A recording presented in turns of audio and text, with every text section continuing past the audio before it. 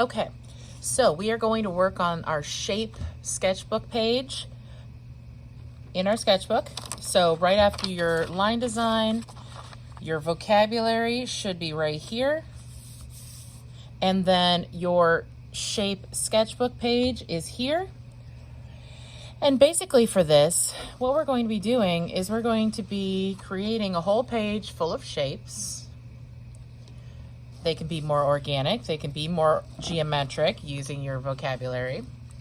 And then we are going to turn them into other things. So we're going to look at them and see what they could possibly be.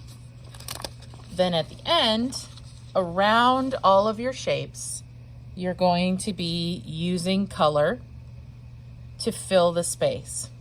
So with this particular design, I started in the center and I worked my way out to get this radial pattern, because your shapes can form a pattern, but it can also be very random. So it really doesn't matter how you do it. You can start in the center, you can start at a corner. I usually like to choose what I'm going to do first. You make your design choices and then you add to it. So I'm going to start up here in the corner just because. So maybe I'm going to make this little shape, which kind of makes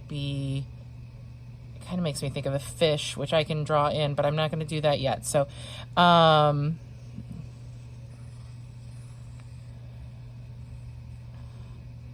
just sort of drawing more random shapes.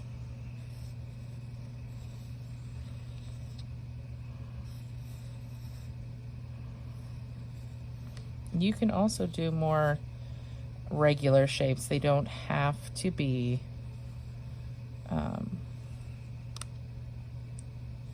free form, organic, like that one was. It can be more. But the point is, you don't have to make this a specific thing. You don't really have to go into it thinking that it's going to be a specific object. I mean, maybe if you have an idea, you can kind of work with that. But basically, fill your space, and you want to get fairly close together. Do not leave ginormous areas in between. I'm going to use my little space right there. You can vary it to be larger or smaller. It kind of looks like it's forming a curve. I don't know, I kind of like that. There are lots of design choices that go into this. Like maybe that's something small there. Maybe I want to get something a little more free form in there, because some of these were looking a little more regular.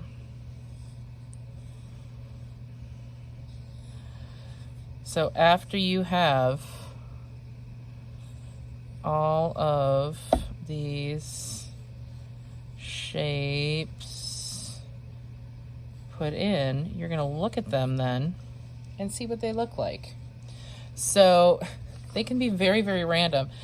Like I made faces in some of them. These are block feet, guinea pig. So it really kind of depends. Like I said, this one kind of looks like a fish. So I'm going to make, this is the gill line, little mouth, eyeball, and I always, for some reason, like eyeballs always look better if you leave a little white space.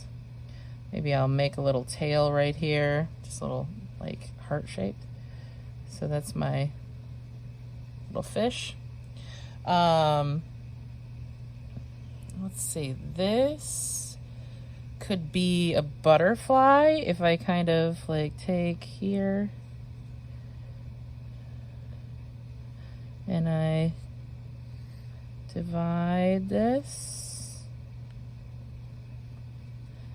and you can kind of color in edges. I'm going to use this permanent marker so you can see what I'm doing a little bit better.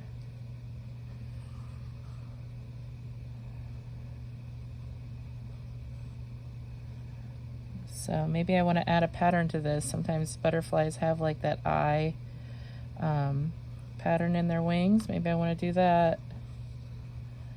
Maybe I want to add that little thing around the edge. Maybe I want to add these little lines coming out. Now, I would recommend doing this with pencil first, not just going in with it. But that looks pretty cool. Take your time. Use good craftsmanship, because you want these to look good. Oh, my hand's going numb.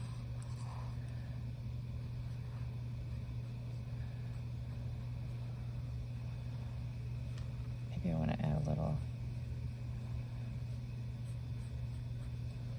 there. This looks like a horse. Look at this. Look. Okay. Oh, I can't. I don't know if I can do it with this particular permanent marker. Maybe add a little ear. Some little mane. A little nose. And an eyeball. Maybe this is a pizza.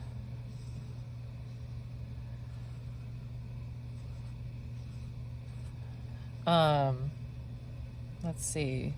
This makes me think of stingray. Now, you can look at pictures of things as well. I mean, granted, we're not really going through this for that purpose, but maybe I can do that.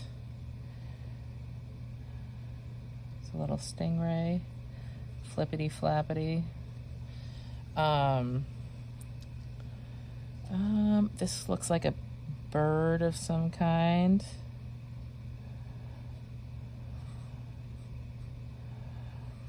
Looks like the pigeon drove the bus. For some reason. It pooped out an egg.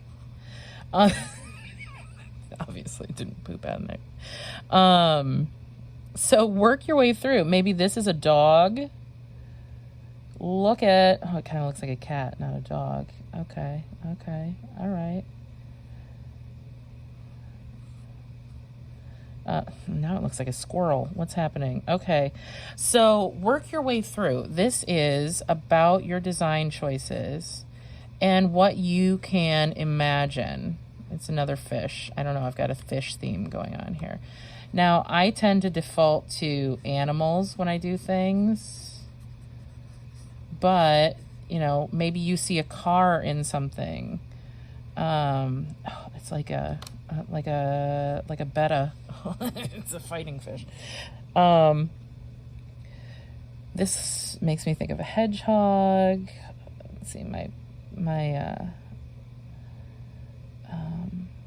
permanent marker is way too big for this part, but okay. You might want to get a skinny permanent marker if you want to do a little tiny detail with a permanent marker. Maybe it's a porcupine. It's more of a porcupine than a hedgehog, I guess. If no one has watched Teddy the porcupine, he's a zoo. He lives at a zoo. He eats corn and makes noises and sounds like he's talking, and it's amazing. So highly recommend Googling it. This looks like a guinea pig to me, or at least my guinea pig, or my daughter's guinea pig. They're really just furry potatoes.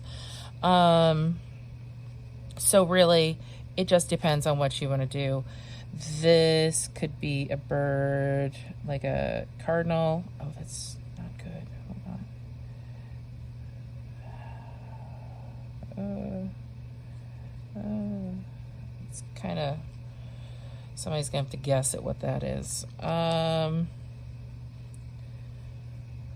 see.